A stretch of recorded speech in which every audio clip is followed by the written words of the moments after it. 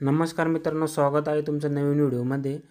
आज आमच्या सर्व मित्रांनी ठरवलं की अकोले तालुक्यातील सिरपुंजे म्हणजे भैरवगडावर ट्रॅक करायचा। तर आम्ही सगळं जेवणाचं साहित्य व मुक्कामाचं साहित्य सोबत घेऊन निघालो। रस्त्याने जात असताना सुरुवातीलाच पावसाला सुरुवात झाली आणि वातावरण इतकं सुंदर झालं होतं की सगळीकडे धुकं आणि शेतात पाणी दिसत होतं। आमच्यासोबत सगळं जेवणाचं साहित्य तसेच राहण्याचे टेंट आम्ही सोबत घेतले होते। अकोले तालुका हा आदिवासी जिल्हा असल्याने येथील घरांची रचना तुम्हाला जरा वेगळी दिसेल व हा पूर्ण जंगल भाग असल्याने येथे आदिवासी लोक राहतात।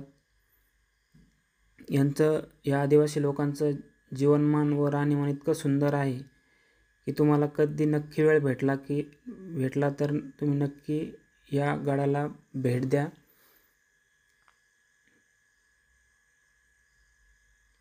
पाऊस व धुका असल्याकारणाने आम्ही रस्त्याने प्रवास हा खूप हळू केला। आम्ही सगळे 10 जण होतो आणि आमच्यासोबत 4 गाड्या होत्या। त्यानंतर आम्ही गड चढायला सुरुवात केली। गड चढायला सुरुवात करताना पाऊस हा कमी झाल्यामुळे आम्हाला चढायला सोपं गेलं। हळूहळू गड चढत असताना गडाच्या सुरुवातीला पायऱ्या व नंतर खडबड रस्ता आहे। त्यानंतर मोबाईलमध्ये सिरपुंजे गावाचा झूम व्हिडिओ घेतला। त्यानंतर घनचक्कर डोंगर व भैरवगडाच्या दोन्ही डोंगरांच्या मध्ये आम्ही पोहोचलो। तेथून वातावरण हे बघण्यासारखं होतं। त्यानंतर पलीकडच्या कळसुबाईच्या डोंगरावर धुक्याची चादर पसरलेली बघितली। ढग हे डोंगरावर हळूहळू मार्गस्थ होत होते। त्यानंतर हरिश्चंद्रगडाच्या साईडील वातावरण खूप सुंदर झालं होतं।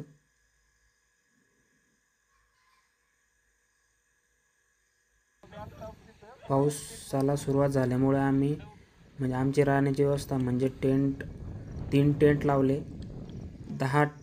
आम्ही 10 जण होतो। एका टेंटमध्ये 3 जण, दुसऱ्या टेंटमध्ये 3 जण आणि एका टेंटमध्ये 4 जण असं आम्ही राहण्याचं ठरवलं। त्यानंतर खालील राजूर गावाचा नजारा घेतला। डोंगरावरून दिसणारा हा लख्ख प्रकाश मनाला भुरळ घालणारा होता।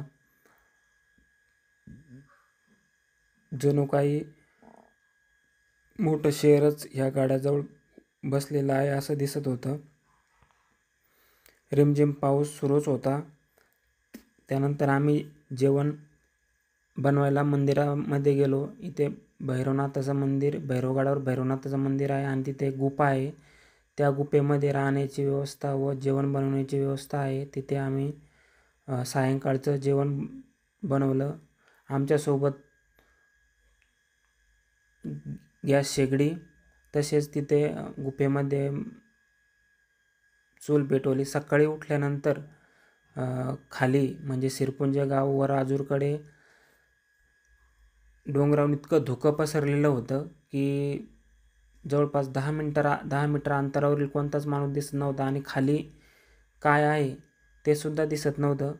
आणि पाऊस आणि वारं इतकं जोरात चालू होतं की आम्ही आमचे टेंट सोडून रात्री मुक्कामी मंदिरामध्ये आलो। पावसाला नवीनच सुरुवात झाल्यामुळे खेकडांची तुम्ही बघू शकता, खेकडं आले आहे आणि हा नवीनच खेकड्याचा प्रकार मी पहिल्यांदा बघितला। पाऊस न उघडल्यामुळे आम्ही गडावरून दुपारी 1च्या दरम्यान उतरायला सुरुवात केली। इतकं वारं होतं की पायऱ्याच्या जवळ जे लोखंडी पोल आहे त्याला धरून धरून खाली उतरावं लागत होतं। आमच्यासोबत मोठं साहित्य सुद्धा असल्यामुळे खूप उतरायला अवघड जात होतं। त्यानंतर मध्ये मोठ्या शिडीवर आल्यानंतर थोडासा पावसाचं प्रमाण कमी झालं.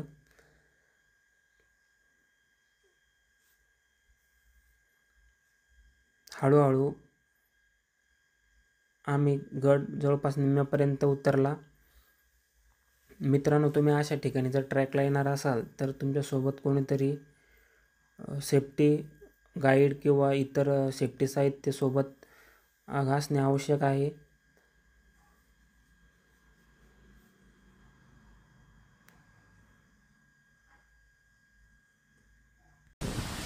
आई शपथ मित्रांनो, आम्ही आलोय भैरवगडावर. इतकं धुकं आहे मोकार, काय सांगा तुला. समोरचा माणूस पण दिसेना आणि पुढे एक धबधबा आहे. अहो तो थोडा थोडा दिसायलाय फक्त. डायरेक्ट स्वर्गात असल्यासारखं वाटायलंय.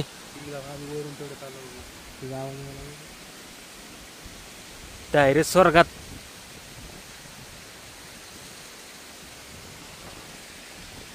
इतकं भारी वाटायलंय का. आम्ही भैरवगडावर रात्री मुक्कामी गेलो होतो.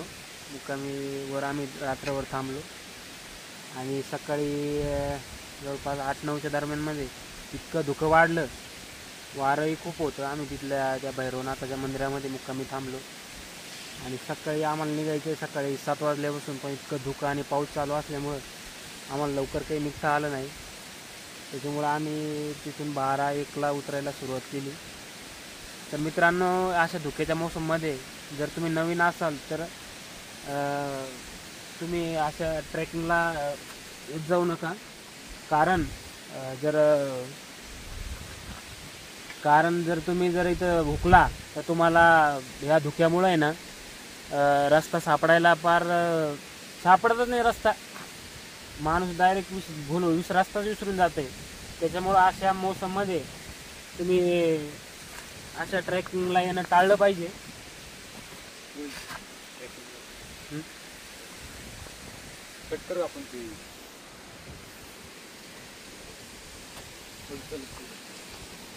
हे बघा मित्रांनो, या भैरवगडाला म्हणजे याला दुसरं नाव पण आहे. याला भैरवगडा शेजारी घनचक्करचा डोंगर पण आहे. पायऱ्याच नाही आहे, पावसामुळं सगळं चोपडं झालेलं आहे आणि सगळी माती वाहून गेलेली आहे. पलीकडे धबधबे चालू आहे पण ते दिसत नाही धुक्यामुळे, त्यांचा फक्त आवाज येतोय.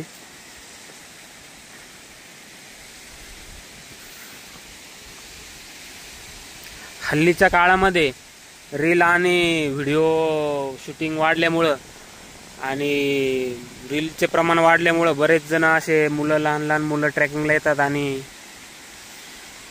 येतात आणि सेल्फीच्या नादामध्ये आपला जीव गमावून बसतात. माझं नवीन पिढीला एवढंच सांगणं आहे की तुम्ही कधी अशा ठिकाणी येताना सोबत कोणीतरी गाईड घेऊन येत जा आणि असं सेल्फी काढणं कडेवर बसून किंवा इतर ठिकाणी या गोष्टी करणं टाळलं पाहिजे.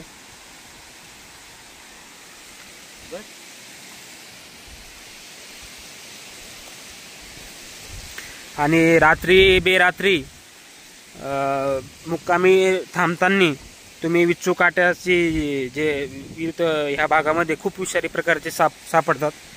त्याच्यामुळे ना तुम्ही सोबत बॅटरी, बंदिस्त तुम्ही सॉक्स आणि शूज याचाही सुद्धा वापर केला पाहिजे.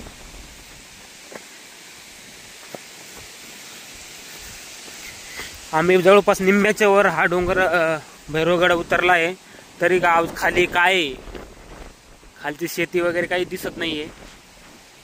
अजून किती अंतर उतरायचंय ते अजून समजत नाहीये.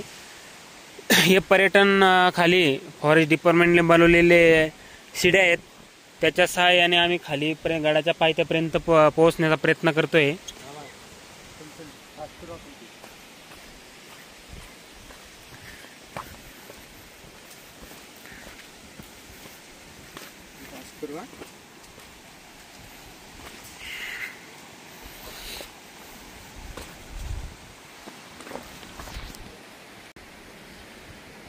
हे बघा मित्रांनो, इथं त्रिशूळाचं चिन्ह आहे.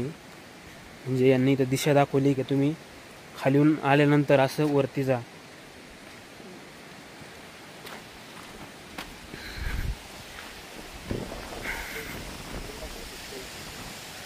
या ठिकाणी दोन रस्ते निघतात. हा जो रस्ता आहे हा बिना पायऱ्याचा रस्ता आहे, पण अवघड रस्ता आहे. आणि हा जो शिडी बनवली आहे आता नवीन, या शिडीने जायला सोयीस्कर आणि धरून धरायला सपोर्ट आहे. कसं खाली आल्यामुळं खालचा नजारा आम्हाला थोडा दिसायला लागलेला आहे. आता धबधबे थोडे थोडे दिसायले.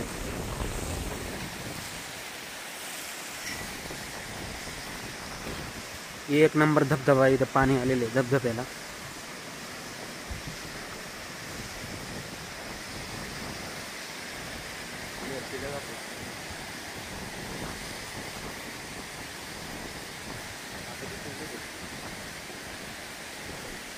खालचा परिसर मगाशी बघा मित्रांनो कसा दिसत नव्हता आपल्या डोळ्यांनी.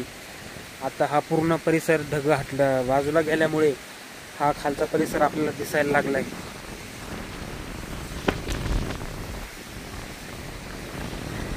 मित्रांनो, हा व्हिडिओ जर तुम्हाला आवडला असेल तर व्हिडिओला सबस्क्राईब आणि लाईक नक्की करा.